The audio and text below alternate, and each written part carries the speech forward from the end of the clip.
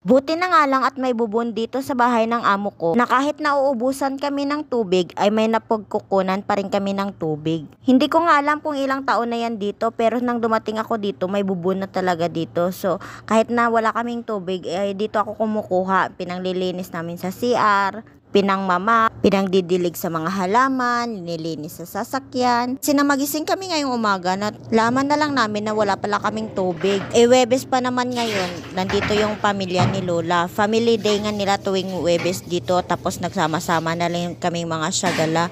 Kaya todo effort kami sa paglilinis ngayon at naghahanap na lang kami talaga ng paraan para makapaglinis. Buti na nga lang at may bubon dito, kaya kahit papano ay nakakapaglinis kami. Tapos nung dumating nga ang tubig, na nilaw pa talaga, grabe ang pang nilaw niya. Mabuti na lang nga at nag-blue yung tubig dito at malinis, malamig, kaya eto nakaka-survive kami sa pang-araw-araw. So yun lang, na-share ko lang na tinatamad kasi kami magluto at hindi maganda yung tubig dito. So yun lang, bye bye.